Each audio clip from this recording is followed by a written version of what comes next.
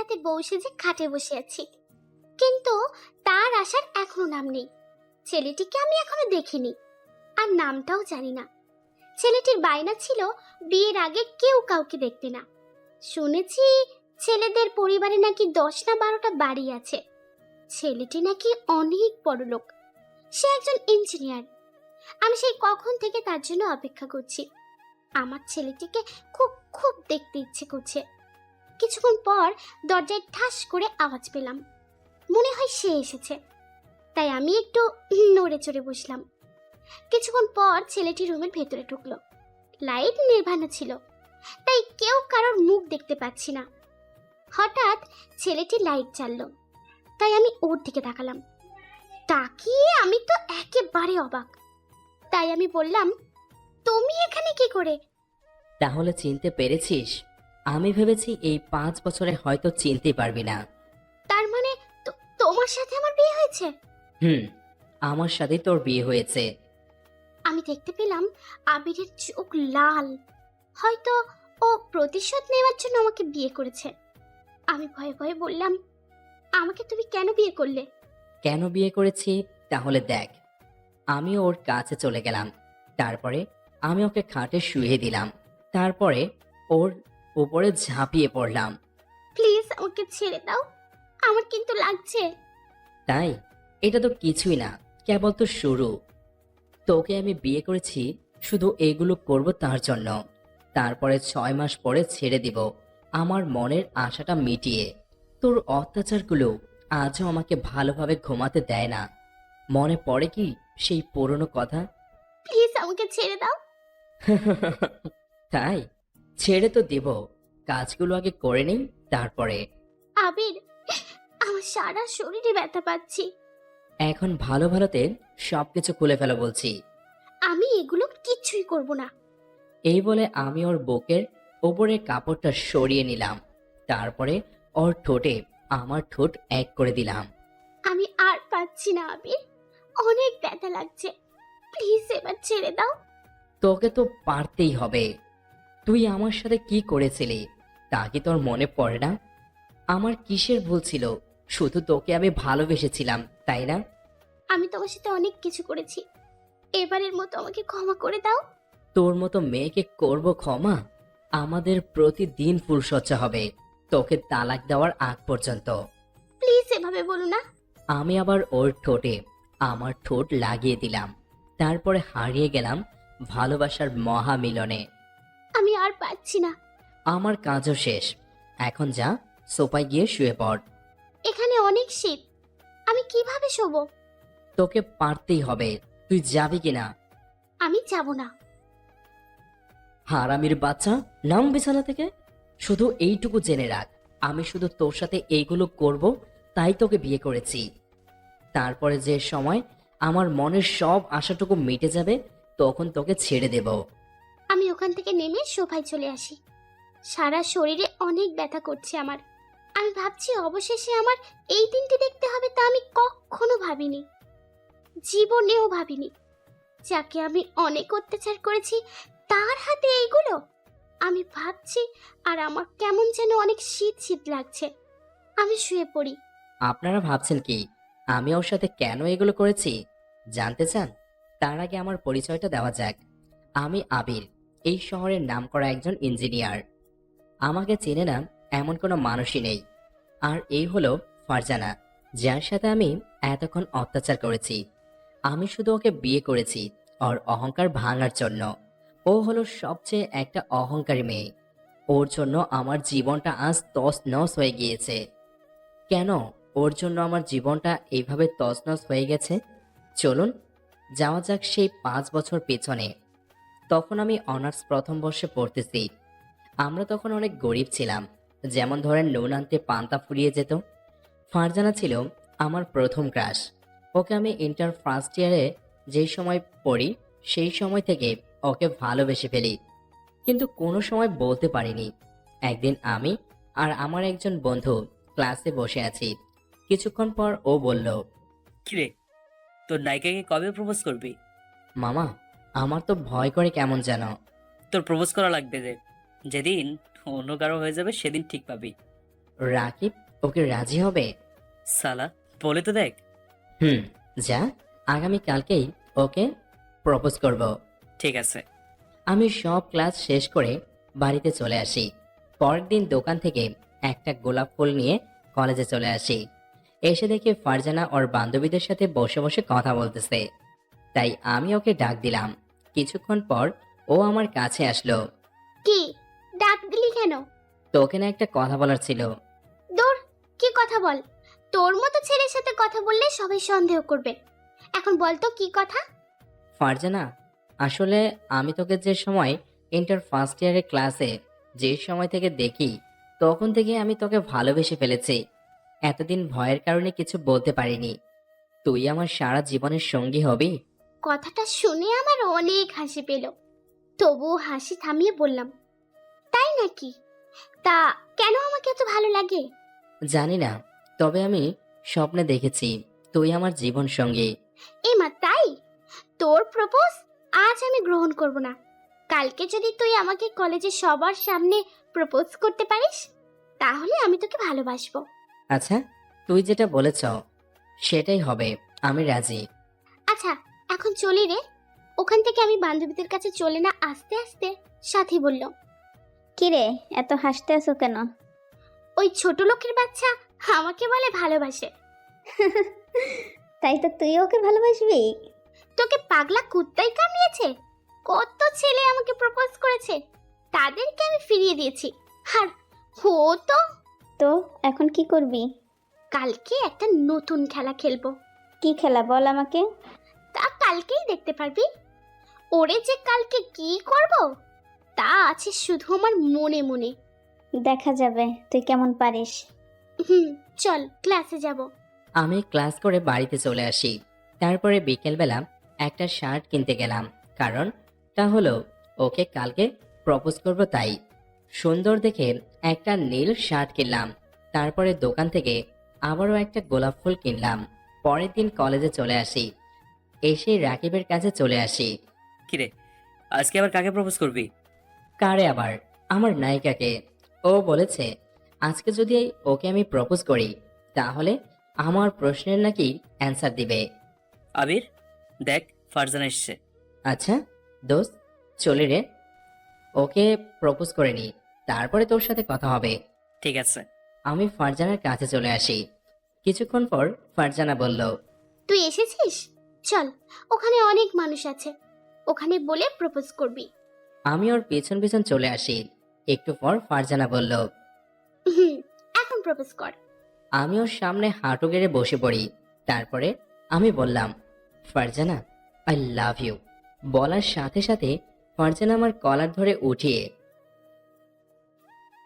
কুত্তার বাচ্চা, তোর সাহস হয় কিভাবে আমাকে প্রপোজ করার? আমার চরের শব্দ শুনে সবাই আমাদের কাছে আসলো। একজন বলল, এখানে কি হয়েছে? আর ফারজানা বলল, এই হারামির বাচ্চা আমাকে বলে ভালোবাসে। ফারজানা, এসব কি? তুই তো বললি আজকে তোকে প্রপোজ করতে। ফকিরের বাচ্চা ফকির, তুই কি আমার বাবার বিষয় সম্পত্তি দেখেছিস? তার জন্য আমাকে ভালোবেসেছিস? তোদের মতো ফকিরদের খবর আমার ভালোই জানা আছে। ফারজানা, এগুলো কেমন কথা? তোর বাবা সম্পত্তির ওপর আমার কোনো লোভ নেই। কুত্তার বাচ্চা আবার মুখে মুখে কথাও বলে। এটি বলে ফারজানা আমাকে আরো 2-3টা চড় মারলো। আমাকে রাকিব টেনে অন্য পাশে নিয়ে গেল। বলছি না, ও একটু অহংকারী মেয়ে, ওর শুধু টাকাকে ভালোবাসে। আমি আর কিছুই বলতে পারলাম না। আমার শুধু চোখ বেয়ে পানি পড়তেছে। কি করব বুঝতেছি না। এখন কি করবি? বাড়িতে যাবি? আমি বাড়িতে যাব। রাকিব আমাকে নিয়ে বাড়িতে চলে আসে। ফারজানা, তুই একটা জিনিস। কি সুন্দরভাবে অভিনয়টা করলি, আরও বুঝতেই পারলো না। আর বলিস না, ওদের মতো ভিখারির খবর আমার ভালোই জানা আছে। তুই আজকে থেকে আমাদের বস। হয়েছে, চল ক্লাসে যাব। বাড়িতে এসে শুধু আমার ওর কাজগুলো আমার চোখে ভেসে আসতেছে। ও আমাকে এভাবে সবার সামনে অপমান করতে পারলো। আমি এগুলো কিছুই ভেবে পাচ্ছি না। আমার দোষটা কি ছিল? ওকে ভালোবাসাটা। আমি তো ওকে কোনো দিনও ক্ষমা করব না। হঠাৎ আমার চোখে ঘুম এসে পড়ল। তাই আমি ঘুমিয়ে পড়লাম।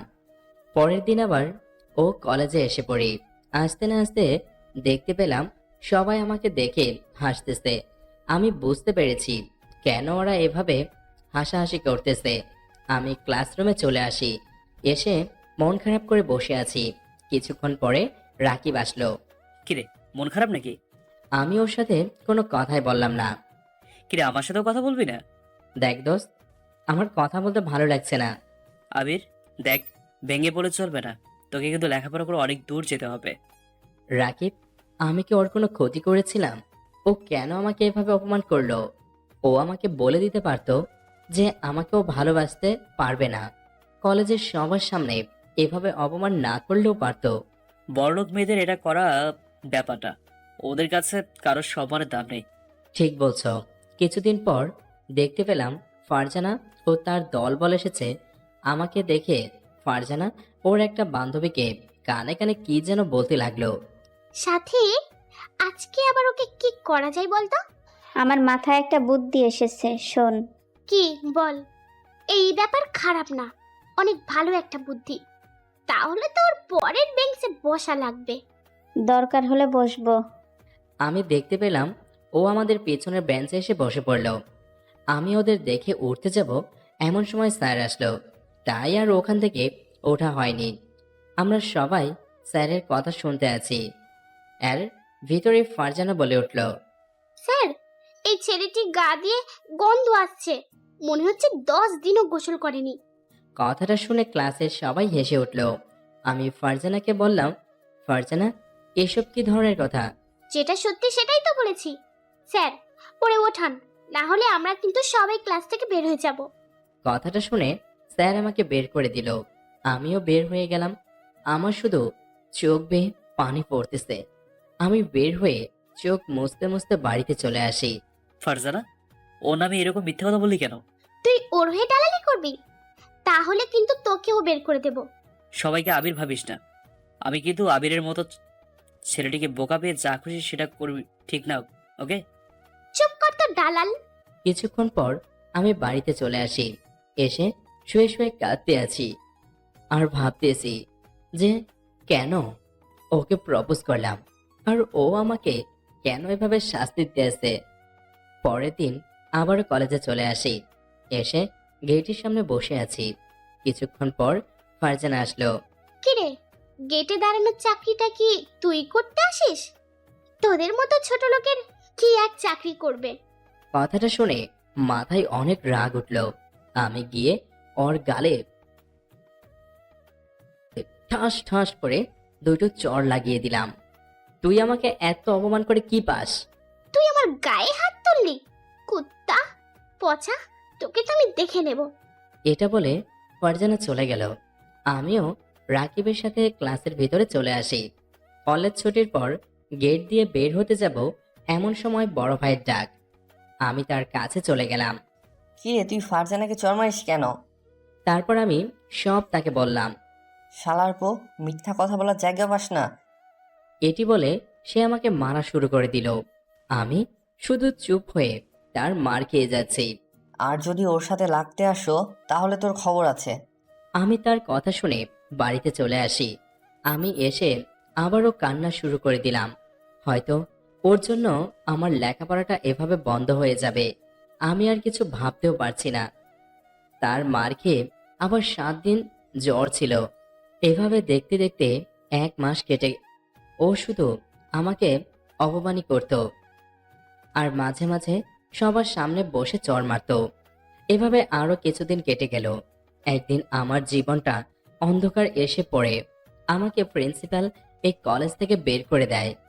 প্রতিদিনের মতো ক্লাসে আসি। আজ একটু তাড়াতাড়ি কলেজে চলে আসি। এসে দেখি কলেজে কেউই নেই, শুধু ফারজানা ও তার দলবল। আমি এসে বাম পাশে বসে রয়েছি আর বইটা বের করে পড়তেছি। দেখ ফারজানা, আবির এসেছে। ওরে আজকেই ক্লাস থেকে বের করার ব্যবস্থা করতেছি। কি করবি বল? আগে বল, কোনো স্যার কি এখন এসেছে? না তো, এখনো আসেনি। কোনো স্যার আসলে আমাকে একটু বলবি। কেন, কি করবি বল না আমাকে। তা তোর নিজের চোখেই দেখতে পারবি। ওই দেখ, প্রিন্সিপাল স্যার গেট দিয়ে ঢুকতে আছে। এখন বুঝবেও মজা। আমি বসে বসে পড়তেছি, এমন সময় ফারজানা আসলো আমার কাছে। তাই আমি ওকে দেখে পড়তে যাব, এমন সময় ফারজানা বলল, কিরে, তুই যাস কই? এটা বলা মাত্রই ফারজানা ওর ওড়না খুলে আমার হাতে দিল আর আমাকে সবার সামনে জড়িয়ে ধরলো। বাঁচাও, বাঁচাও স্যার, বাঁচান। আমি দেখতে পেলাম কথাটা শুনে প্রিন্সিপাল স্যার ছুটে আসলো আমার কাছে। এখানে কি হয়েছে? ফারজানা আমাকে ছেড়ে দিয়ে বলা শুরু করে দিল। দেখেন না স্যার, আমি ওর কাছে পড়া জানতে এসেছিলাম, তার বিনিময়ে ও আমার ওড়না গায়ে থেকে খুলে ফেললো। আর ও ও আমাকে অনেক কিছু করতে চেয়েছে।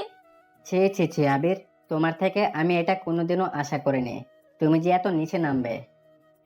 বিশ্বাস করেন স্যার, আমি এগুলো কিছুই করিনি, ওসব মিথ্যা বলতেছে। এর ভিতরেই ফারজানার একটা বান্ধবী বলল, স্যার, ও ফারজানা ওর ওড়না ধরে টান দিয়েছে। এটা আমার নিজের চোখে দেখেছি।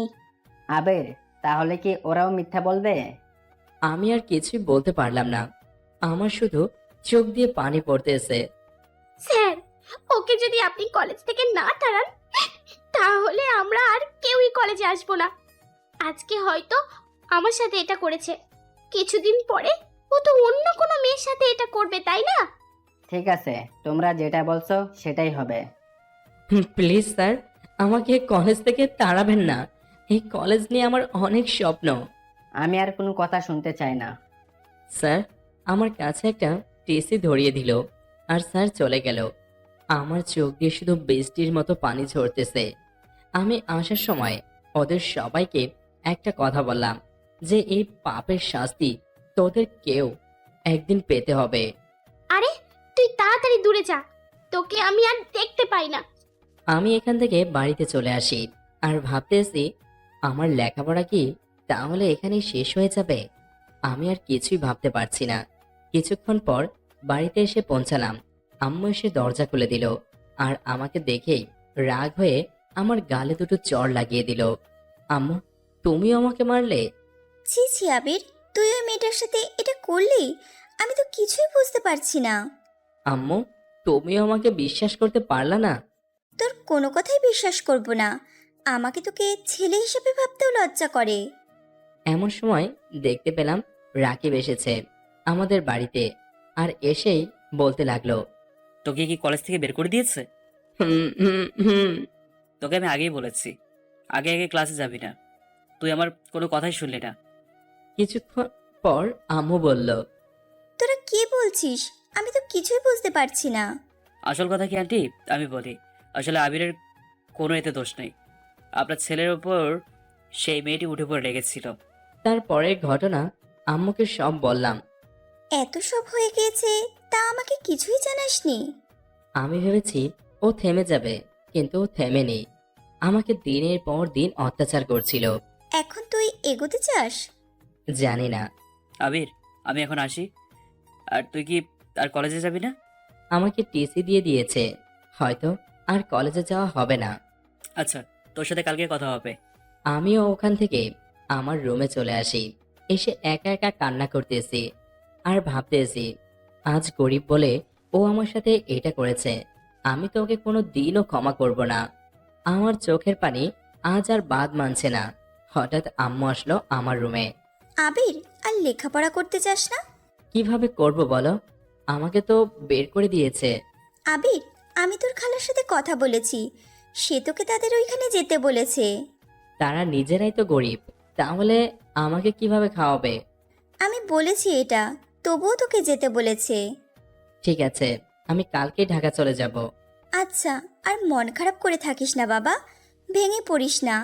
তোকে তো আমাদের স্বপ্নগুলো পূরণ করতে হবে। কিছুক্ষণ পর আম্মু চলে গেল। আম্মুর কথাটা যেন আমার কানে লেগে গেল যে আমার ভেঙে পড়লে চলবে না, তাদের স্বপ্নগুলো পূরণ করতে হবে।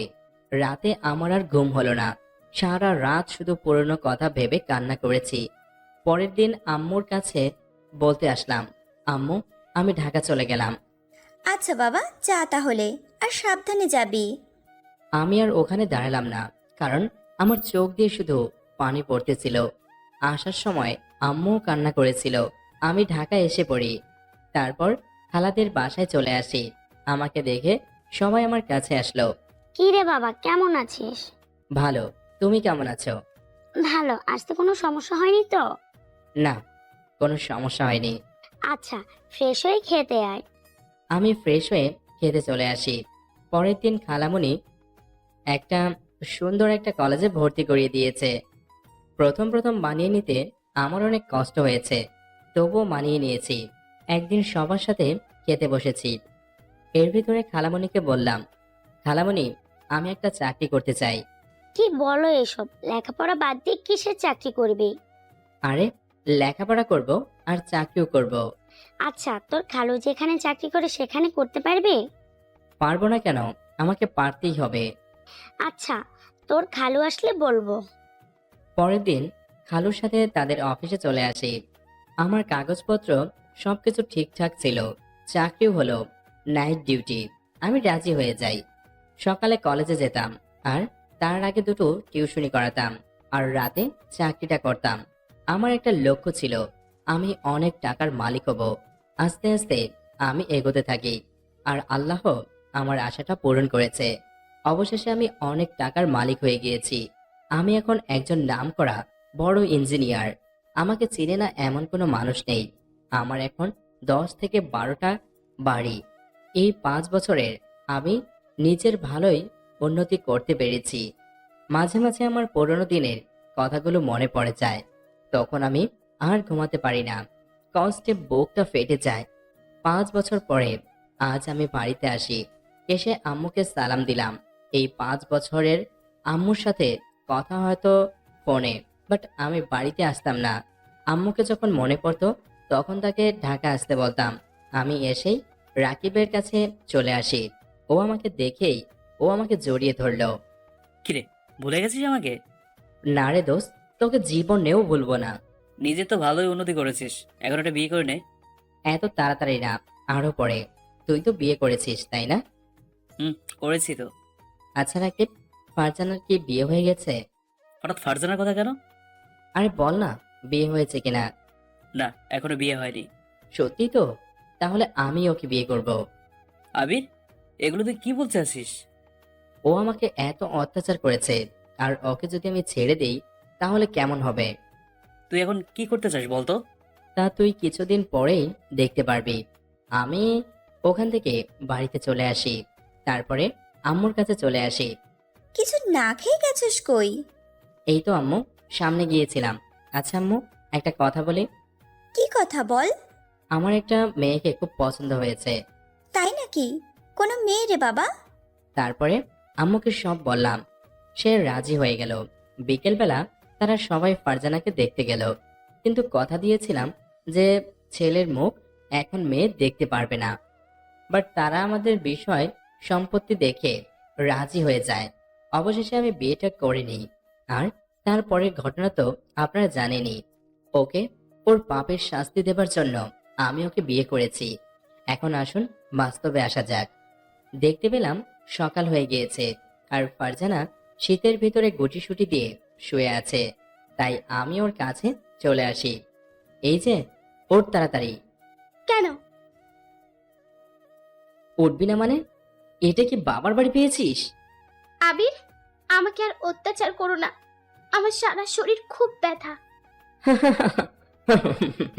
মনে পড়ে সেই পুরনো কথা, আমার সাথে তুই কি করছিলি? তুমি যে সময় কলেজ থেকে চলে এসেছো তখন আমি তোমাকে অনেক মিস করি। আমার নিজেরই অনেক খারাপ লাগা শুরু করে। তোমার সাথে হয়তো আমার এমনটা করা ঠিক হয়নি। তুই করবি আমাকে মিস? ভাবতেই আমার অবাক লাগে। তাও তো আবার তোর মতো মেয়ে। আমাকে যখন তুই মিথ্যে অপবাদ দিয়ে কলেজ থেকে বের করে দিয়েছিস তখন তো আমি এটা দেখিনি। আবির, তুমি আমাকে ক্ষমা করে দাও। আমি গিয়ে ওর গালে ঠাস করে চোর লাগিয়ে দিলাম, আর বললাম, এই ক্ষমা চাওয়া কথা তুই আর একদিনও বলবি না। আচ্ছা, আমি এখন কি করব? মরে যাব? আমি তোকে এত তাড়াতাড়ি মরতে দিব না। তোকে তো আমি তিলে তিলে মারবো। আর শোন, এখন ফ্রেশ হ, বাড়ির সব কাজ করবি তুই। আমি তো কোনো কাজ করতে পারি না। পারি না মানে? তোকে পারতেই হবে। আমি আর ওখানে দাঁড়ালাম না, আমি ফ্রেশ হতে ওয়াশরুমে চলে আসি। তারপরে আবুরের আম্মুর কাছে চলে আসি। কি, তোমার ঘুম ভেঙেছে? আম্মু, এখন আর কি কাজ করতে হবে? কি বলো এইসব? বাড়িতে তো কাজের লোক, আর তুমি কি কাজ করবে? তবুও আমার কাজ করা লাগবে। তোমার কোনো কাজ করা লাগবে না, আর তুমি এবারে নতুন বউ। তার চেয়ে ভালো হবে তুমি আবিরকেই নাস্তাগুলো দিয়ে আসো।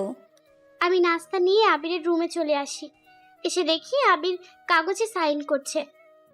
তাই আমি আবিরের কাছে চলে আসি। এই নাও, তোমার নাস্তা আমি নিয়ে এসেছি। দিতে গিয়ে সব কিছু কাগজে পড়ে যায়। আমি সরি বলতে যাব, সেই সময় আবির আমার চুল টেনে ধরলো আর আমার চুল ধরে মারা শুরু করে দিল। এটা তুই কি করলি? সরি, আমার হাত কেঁপে সব কিছু পড়ে গিয়েছে। তোকে আজ মেরেই ফেলবো। প্লিজ আবির, আমাকে ছেড়ে দাও, আমার অনেক কষ্ট হচ্ছে। তুই জানিস এটা কত গুরুত্বপূর্ণ কাগজ? আর সবকিছু এভাবে নষ্ট করে দিলি কেন? আমি বুঝতে পারিনি। এখন এইগুলো সব পরিষ্কার কর। আমি করে দিচ্ছি। আমি সব কিছু পরিষ্কার করা শুরু করে দিলাম, আর চোখ বেয়ে পানি পড়ছে। হয়তো এটাই আমার পাপের শাস্তি। আমি ওর সাথে অনেক বড় অন্যায় করেছি, হয়তো সেইটারই শাস্তি দিচ্ছে আমাকে। আমি সব কিছু পরিষ্কার করে বাইরে চলে আসি।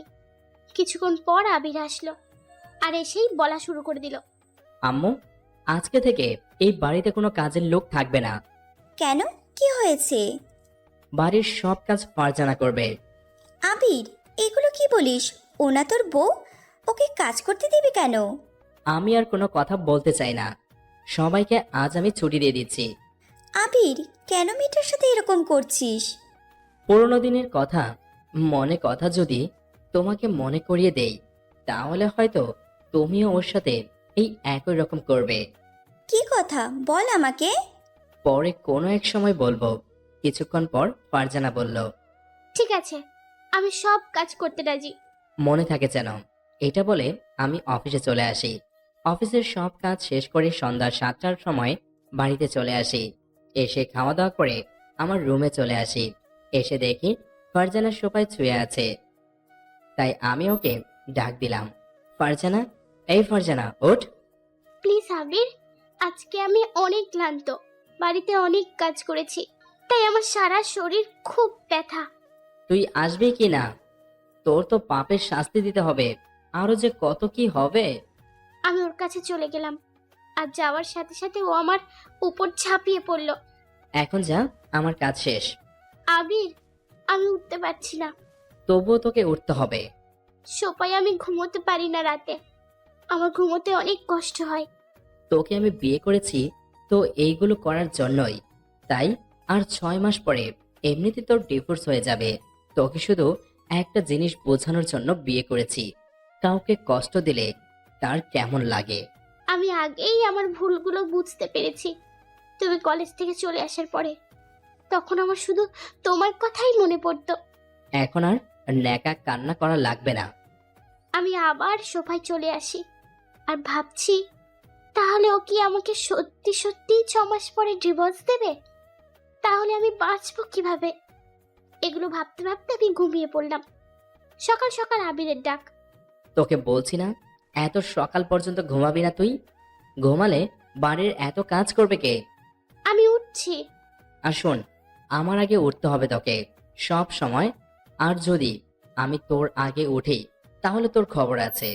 এরপর থেকে আমি যদি তোর আগে উঠি তাহলে বুঝবি তুই শেষ। ঠিক আছে, এখন থেকে আমি তোমার আগে উঠবো। এটা বলে আমি ফ্রেশ হয়ে কাজ করা শুরু করে দিলাম। কিছুক্ষণ পর শুনতে পেলাম আবির আমাকে ডাকছে, তাই আমি তাড়াতাড়ি ওর কাছে আসি। ফারজানা, আমি অফিসে যাব, আমার শার্ট নিয়ে আয়। ঠিক আছে, আমি আনছি। আমি ওর জন্য শার্ট আনতে গেলাম। কিছুক্ষণ পর নিয়ে আসলাম। এই নাও। কি হলো? আমি আবার কি করলাম? হারামির বাচ্চা, তোকে শুধু শার্ট আনতে বলছি, সাথে প্যান্ট আনবে কে? সরি, আমি বুঝতে পারিনি। আর যদি একটা ভুল করো তাহলে তো গলা চেপে মেরে ফেলবো। আমি আবার প্যান্ট নিয়ে আসলাম ওর কাছে। কিছুক্ষণ পর ওকে দিয়ে দিলাম। তারপর বললাম, এই, কিছু খাবে না? সেটা আমি বুঝবো, তোর কিছু বলা লাগবে না। তুই এখন কাজ করতে যা। আমি গিয়ে আবিরের জন্য খাবার নিয়ে আসলাম। তারপরে বললাম, এগুলো খেয়ে নাও। আমি খাওয়া শুরু করে দিলাম। কিছুক্ষণ পর আমি বললাম, এগুলো কে রান্না করেছে? আমি রান্না করেছি। ওয়াহ, ধুক ধুক। কি হয়েছে? হারামির বাচ্চা, এগুলো কোনো খাবারের ভিতরে পড়েছে? আমি সবকিছু ওর দিকে ছুঁড়ে মারলাম। আমি তো ভালোভাবেই রান্না করেছি। তাহলে এগুলো কি? তোকে এর চেয়ে ভালো করে রান্না করা শিখতে হবে। ঠিক আছে। এটা বলে ফারজানা চলে গেল। আসলে খাবারটা অনেক ভালোই হয়েছে। আমি তো ওকে অত্যাচার করব, তার জন্যই এটা করেছি। আমি রেডি হয়ে অফিসে চলে আসি। আমি ছাদের একপাশে দাঁড়িয়ে আছি আর আমার চোখ থেকে পানি পড়ছে। আমি এখন কি করব কিছুই বুঝতে পারছি না। এভাবে 1 মাস কেটে গেল। এই কয়দিনে আবির আমাকে অনেক অত্যাচার করেছে আর বাড়ির সব কাজ করিয়েছে। কিন্তু আবির যখন ডিভোর্সের কথা বলে তখন আমার মনটা খারাপ হয়ে যায়। একদিন ঘর মুছছি, এর ভিতর আম্মু আসলো আমার কাছে। ফারজানা, তোমাকে কাজ করতে আমি বারণ করেছি না? আম্মু, এটা আমার পাপের শাস্তি, আর কিচ্ছু না। আবির তোমার সাথে এইরকম করে কেন বলো তো? আমি আবিরের সাথে যেটা করেছি, ও আমার সাথে তার প্রতিশোধ নিতে এটা করছে। তুমি কি করেছো আবিরের সাথে বলো তো? তা অনেক কথা মনে পড়ে, কোনো এক সময় বলবো। আমাকে এখনই বলো, আমি এখনই শুনবো। তারপর ঘটে যাওয়া সব ঘটনাগুলো আম্মুর কাছে বলা শুরু করে দিলাম। আম্মু, তোমার ছেলেকে আমিই কলেজ থেকে দাঁড়িয়েছি আর ওকে মিথ্যে অপবাদ দিয়েছি। তাতে আবিরের কোনো দোষ ছিল না। আবির কলেজ থেকে যে সময় বের হয়ে এসেছে তখন আমি ওকে অনেক মিস করা শুরু করে দিলাম। প্রতিদিন আমার বান্ধবীদের সাথে ওর গল্প করা শুরু করি। বলতাম, আমি নিজের ভুল যখন বুঝতে পারি তখন আমার অনেক মন খারাপ লাগে। আবির চলে আসার পর আমি প্রতিদিন মন খারাপ করে বসে থাকতাম। একদিন আমার বান্ধবী বলল, কি রে ফারজানা, এভাবে মন খারাপ করে থাকো কেন? সাথী, আবিরের সাথে আমার এটা করা ঠিক হয়নি। যা হয়েছে বাদ দে তো। আমার শুধু ওর কথা মনে পড়ছে। কি করব কিচ্ছু বুঝতে পারছি না। কেন যে এটা করলাম? ও শুধু আমার কাছে একটু ভালোবাসাই চেয়েছিল তো, তাই না? ভাবছি ওর কাছে ক্ষমা চাবো, কিন্তু ও বলল বাড়িতে চলে গিয়েছে। তুই কি ওর প্রেমে পড়ে গেছিস নাকি? জানি না, তবে যেভাবে হোক আমাকে ওর কাছে ক্ষমা চাইতেই হবে।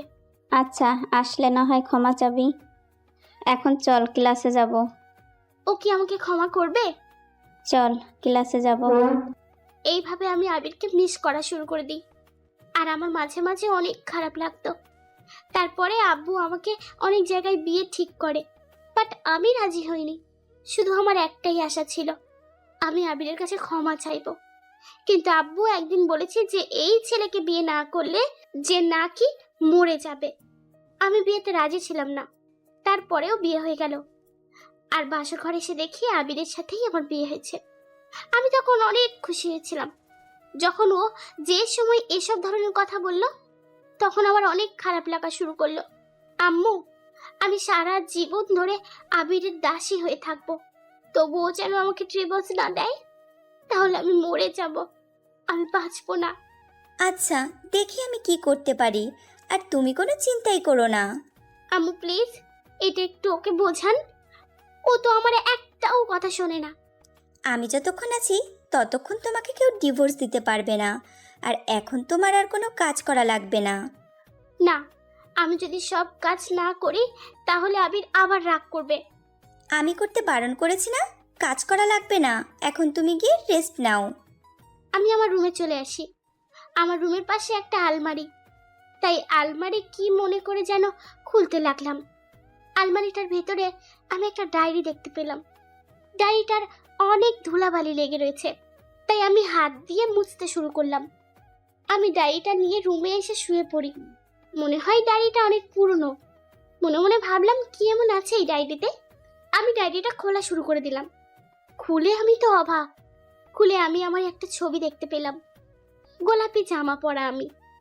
এটাই তো আমি, যে সময় ইন্টার ফার্স্টের নবীনবরণ অনুষ্ঠানে দিনেই জামাটা পরেছিলাম। আমি কিছু লেখা পড়া শুরু করে দিলাম। আবিরের ডায়েরি। আজ নবীনবরণের অনুষ্ঠান হয়েছিল। আমি তাকে দেখে আমার অনেক ভালো লাগছিল। মনে হয় ওর সাথে আমার কত বছরের পরিচয়। আমার শুধু তার কথাই মনে পড়ে, কিছুতেই তাকে ভুলতে পারছি না। চোখ বোঝালেই শুধু তার ছবিটা আমার চোখের সামনে ভেসে ওঠে। মেয়েটির নামও জানতে পারলাম না। সে কি আমাকে ভালোবাসবে? আমি তাকে আমার মনের জায়গা দিয়ে ফেলেছি। এখন বুঝতে পারলাম ডায়েরিটা কার। ডায়েরির পাতা পড়ে আমার চোখ থেকে পানি গড়িয়ে পড়ল। তাহলে ও আমাকে এতটা ভালোবাসতো, আর আমি শুধু ওকে অপমানই করেছি। চোখ পড়ল ডায়েরির শেষ পাতায়, আবিরের ডায়েরি। ফারজানা, আমি তো তোর কাছে একটু ভালোবাসাই চেয়েছিলাম, তার বিনিময়ে অপমান করলি, মারধর করলি, অবশেষে তুই মিথ্যে অপবাদ দিয়ে কলেজ থেকেই বের করে দিলি। আমি জীবন নিয়েও এটা ভাবতে পারিনি। তবে একটা কথা আজ শুনে রাখ, তোকে আমি কোনোদিনও ক্ষমা করব না। সারা জীবন তোকে ঘৃণাই করে যাব। আমার নিজের কাছেই অনেক খারাপ লাগছে। আমি ওর সাথে এভাবে করা ঠিক হয়নি। তাহলে ও কি আমাকে কোনোদিনও ক্ষমা করবে না? আমি ডায়েরির পাতা আর পড়লাম না। কারণটা হলো আমার অনেক খারাপ লাগছে। আমি ডায়েরিটা যথাস্থানে আবার রেখে দিলাম, পরে শুয়ে পড়লাম। আমি এখন কি যে করব এগুলো ভাবতে ভাবতে আমি কখন ঘুমিয়ে পড়লাম। হঠাৎ কারো চিৎকারে আমার ঘুম ভেঙে গেল। এই হারামির বাচ্চা, তোকে আমি কাজ করতে বলিনি, আর তুই পরে পরে ঘুমাচ্ছিস কেন? আম্মু আমাকে কোনো কাজ করতে দেয়নি। আর তুই বানিয়ে বানিয়ে আম্মুকে কি বলেছিস? তুই নাকি আমাকে ভালোবেসে ফেলেছিলি। তোর এই মিথ্যে দিয়ে আম্মুকে বোকা বানাতে পারবি, কিন্তু আমাকে কোনো দিনও পারবি না। আর ভাবছস কি তোকে আমি মেনে নিব? যা ভাবছস ভুল ভাবছস। তোকে আমি কোনো দিনও মেনে নিব না। আর কয়দিন পরে ডিভোর্স দিয়ে দিব। আমি গিয়ে আবিরের পায়ে পড়ে গেলাম। আবির, আমাকে ক্ষমা করে দাও। আমি বুঝতে পারিনি তোমার কথা ভাবছি। আমি অহংকারী ছিলাম। তবে তুমি চলে আসার পরে আমি তোমাকে ভালোবেসে ফেলেছি। বিশ্বাস করো, এটা বলা মাত্রই আমার চুল ধরে আবির আবারও আমাকে মারা শুরু করে দিল। তোর মতো মেয়ে ক্ষমা চাওয়ার কোনো যোগ্যতাই নেই। আর আমি যেটা বলেছি সেটাই হবে। তুই আসস আর কয়দিন, তারপরে তুই তোর বাড়িতে চলে যাবি। আমি কোথাও যাব না, আমি তোমার বাড়িতেই থাকবো। দয়া করে আমাকে ডিভোর্স দিও না। তা তো কিছুদিন পরেই দেখতে পারবি। আমি এসে শুয়ে পড়ি। কিছুক্ষণ পরে ফারজানা আসলো, এসে আমার পাশে শুয়ে পড়ল। আমি বললাম, আজ আর আমার মুড নেই, তুই সোফায় গিয়ে শুয়ে পড়। আর শোন, কালকে যেন শুনি না আম্মু কাজ করেছে, তাহলে তোর কিন্তু খবর আছে। ঠিক আছে, তুমি যেটা বলছো সেটাই হবে। কিছুক্ষণ পর ফারজানা চলে গেল। ওকে যখন আমি মারি তখন আমার নিজের কাছেও অনেক খারাপ লাগে।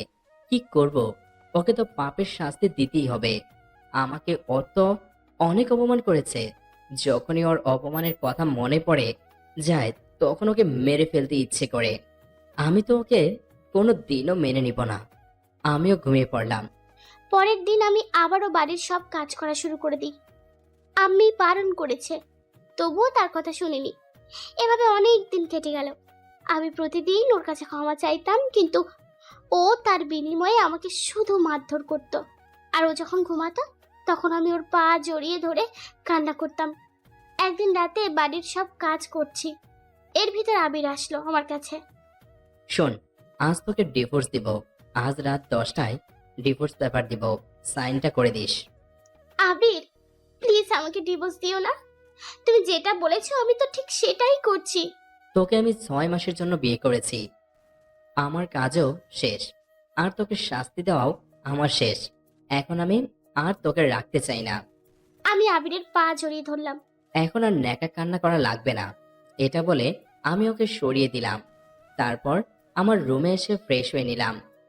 তারপরে ডিভোর্স পেপার আনতে বের হব। এমন সময় আম্মু আসলো আমার রুমে, আর এসে আমার গালে কষে একটা চড় দিল। তুই ওকে ডিভোর্স দিবি না? আচ্ছা দে, আমি তোকে বারণ করব না। তবে এইটুকু শুনে নে, তুই সাইন করলেও ও করবে না। আর আমরা দুইজনেই এই বাড়ি থেকে বেরিয়ে যাব। তোর বাড়িতে তুই থাকবি। আম্মু, তুমি বের হবে কেন? বের হবে তো ও। ও এখন আমার মেয়ে, আর ওর সাথে আমিও বাড়ি থেকে বের হয়ে যাব। আবির, ও না হয় ভুল করেছে, তার জন্য তুই আর ওকে কত শাস্তি দিবি? প্রতিদিন ওকে কাঁদতে দেখতাম। এটা ওর পাপের শাস্তি। আচ্ছা, আমরা বের হয়ে যাচ্ছি, তোর বাড়িতে তুই থাক। তোমরা যাবা কোথায় বলো তো? যেই দিকে দুই চোখ যায় আমরা সেই দিকেই যাব। কি করব বুঝতেছি না। তাহলে ওকে কি মেনে নিতেই হবে? দেখতে পেলাম আম্মু চলে যেতে লাগলো। তাই আমি বললাম, ওই আম্মু, আমি ফারজানাকে মেনে নিলাম, তবুও। সত্যি তো? আর শোন, ওকে যদি আর কিছু বলিস তাহলে আমার মরা মুখ দেখবি। আর কিছু বলবো না এখন। বলো তো, তোমার মেয়েটা কোথায়? দেখেছি ছাদে উঠে কান্না করতে করতে। আমিও ছাদে চলে এসে ওকে কোথাও দেখতে পাচ্ছি না। কিছুক্ষণ পর দেখতে পেলাম ও মন খারাপ করে এক পাশে দাঁড়িয়ে আছে। আমি গিয়ে ফারজানাকে জড়িয়ে ধরলাম। আমাকে দেখে ও চুপ হয়ে গেল। তাই আমি বললাম, কি হলো? আমার বউটা কথা বলবে না? আমাকে ডিভোর্স দেবে বলে, তো আমি কথা বলবো কিভাবে? আমি তোমাকে মেনে নিয়েছি আজকে। এটা বলা মাত্রই আমি আবিরকে জড়িয়ে ধরলাম। হয়েছে, আর কান্না করা লাগবে না। অনেক কান্না করেছেন। আজকে আর এই কান্না শেষ হবে না। এটা হলো সুখের কান্না। আচ্ছা আবির, আমাকে কি তুমি ক্ষমা করেছো? হুম, ক্ষমা করে দিয়েছি। চলো রুমে যাব, অনেক রাত হয়ে গিয়েছে। চলো। আমরা ছাদ থেকে নিচে নামতে যাব এমন সময় আম্মু বলল, কি দুজনেই রাগ অভিমান ভেঙেছে? ভেঙেছে। আবির, এইভাবে দুজনে সারা জীবন একসাথে থাকবি। ঠিক আছে। এটা বলে দুজনে রুমে চলে আসি। এসেই দুজনে শুয়ে পড়লাম। কিছুক্ষণ পর ফারজানা বলল, এই যে শোনো না, আজকেও কি আমায় সোফায় ঘুমোতে হবে? না গো পাগলি, আজ থেকে তুমি আমার সাথেই ঘুমাবে। তাই? দেখেছ, কাউকে কষ্ট দিলে তার কেমন লাগে। এটা বলে আমাকে আর লজ্জা দিও না। আমি এখন সব বুঝতে পারছি। আমি গিয়ে ফারজানাকে জড়িয়ে ধরলাম, আর ফারজানাও আমাকে জড়িয়ে ধরল। কিছুক্ষণ পর আমি বললাম, ওই বউ, আমাকে আজ একটু আদর করো না। এই শোনো, আজ না, কাল করব। আজ সারা রাত দুজনে এভাবে জড়িয়ে ধরে থাকবো। না, আমার শুধু এতে হবে না, আমার আরো লাগবে। এই, কাছে আসো। আবির কাছে আসার সাথে সাথে আমার ঠোঁট ওর ঠোঁট এক করে দিলাম। বাকিটা আর বললাম না। বেবি নিয়ে যেদিন ফিরবো সেদিন বলবো। এখন আপনারা যান, আর গল্পটা কেমন লেগেছে তা জানাতে ভুলবেন না। আর এরকম আরো গল্প শুনতে চাইলে সাথে থাকবেন, আর কমেন্ট করতে ভুলবেন না। সমাপ্ত।